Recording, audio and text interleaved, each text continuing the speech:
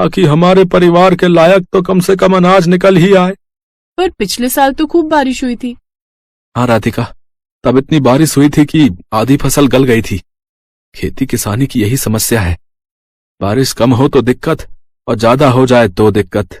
भगवान जाने क्या होगा आगे। मोना की शादी भी तो करनी है और जब पैसे ही नहीं जुड़ेंगे तो फिर कैसे होगा सब। भरोसा रखो गंगा, सब ठीक हो जाएगा। अपने परिवार को परेशान देख राधिका भी दुखी हो गई। वो अब अपने परिवार की मदद करने के बारे में सोचने लगी और फिर, पापा एक बात कहनी थी आपसे। हाँ बेटा बोलना, क्या बात है? मोना की शादी के लिए कितने पैसे चाहिए आपको? क्यों, ऐसे क्यों पूछ रही है बेटी? बताइए ना पहले। कम से कम 5 लाख तो होने ही चाहिए। 3 के आसपास तो जमा है बैंक में, लेकिन 2 लाख का इंतजाम कैसे होगा पता नहीं। मेरे पास एक उपाय है, अगर आप लोगों को ठीक लगे तो। हाँ हाँ बोलो ना राधिका। देखिए, आजकल ना ये शहर वालों को फार्म हाउस वेडिंग और फार्म हाउस पार्टी का बड़ा चस्का है। हमारा खेत हाईवे से लगा हुआ है, दिल्ली भी दूर नहीं है, तो बस हमें हाईवे से खेत तक का रास्ता ठीक करना है, लकड़ी से खेत की बाउंड्री करनी है और कुछ चारपाइयां और सजावट का काम करना है और एक अच्छा सा नाम सोचकर एक बोर्ड लगाना है। बेटा मुझे तेरी बात कुछ कुछ समझ में आ रही है, इस सबके लिए पैसे कहाँ से आएंगे? वो 3 लाख रुपए हमारे काम आएंगे और अगर धंधा चल निकला तो मोना की शादी हम धूमधाम से करेंगे।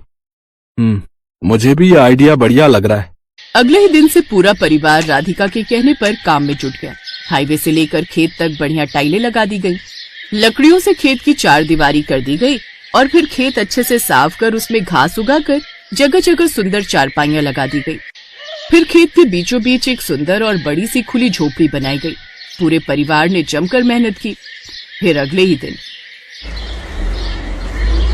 हेलो, मेरा नाम राहुल है, मैं दिल्ली से आया हूँ।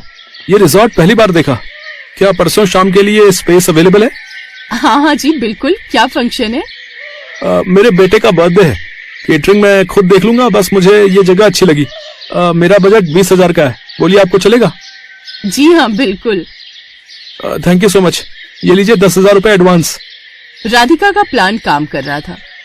2 दिन बाद राहुल ने अपने बच्चे का बर्थडे खूब अच्छे से मनाया।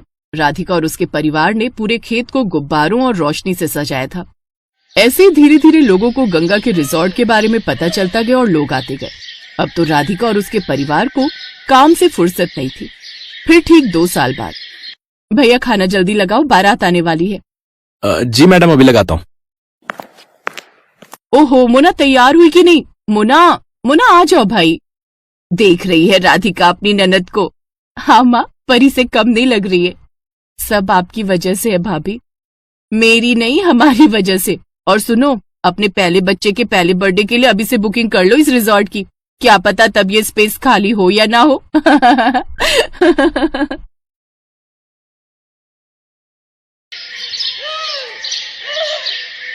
विदाई के वक्त सिमरन अपने पिता से लिपट कर खूब रोती है। बाबा बाबा, मुझे आपकी बहुत याद आएगी, अब मैं कैसे रहूंगी आपके बिना। बेटी, जब भी तेरा मन करे तो आ जाना, ये घर हमेशा तेरा ही रहेगा। जा बेटी, अब अपनी माँ से भी मिल ले। माँ, मुझे आपने जो भी प्यार दिया उसके लिए शुक्रिया। अब ज्यादा ड्रामे मत दिखाओ और अब जा यहाँ से। ये कहकर रमोला उसे धक्का देते है कि तभी उसका पति नैतिक उसे संभाल लेता है। क्या हुआ, तुम गिर कैसे गई? वो लहंगा पैर में अटक गया था, बस इसी वजह से। फिर सिमरन अपने मन में सोचती है, अच्छा हुआ माँ को धक्का देते हुए किसी ने नहीं देखा। मैं हमेशा माँ के प्यार के लिए तरसती रही, लेकिन उन्होंने मुझे कभी प्यार नहीं दिया। फिर सिमरन ब्याह कर घर आ जाती है। उसकी सास ने उसके स्वागत में गुलाब के फूल बिछाए होते हैं। साथ ही वो बड़े प्यार से उनकी आरती उतारती है और गिफ्ट में उसे सोने का हार देती है।